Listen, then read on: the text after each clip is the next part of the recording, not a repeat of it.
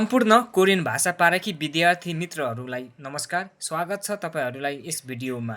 आज मिति 2000 चैत महिनाको 18 गते एग्रिकल्चर तर्फको परीक्षा सकिँदैछ। परीक्षा जतिले गर्नुभयो पास हुनेहरूलाई बधाई र फेल हुनेहरू निराश नहुनु होला, किनभने जिन्दगी भनेको असफलता नै सफलताको मुख्य जड हो।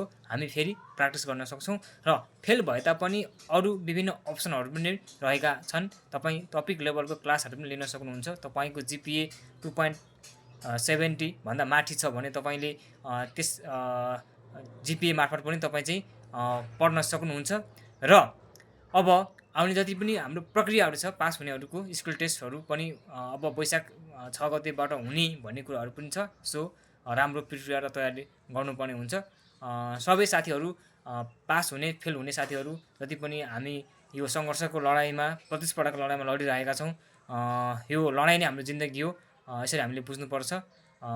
फेल भएर चाहिँ निराश चाहिँ नहुनु होला। निराश त भइन्छ, तर त्यो नै सबै थोक होइन। जीवनमा अरू कुराहरू पनि हामीले धेरै गर्नुपर्ने हुन्छ। सो साथीहरू, तपाईँहरू सबैलाई म हौसला प्रेरणा दिन चाहन्छु। धन्यवाद।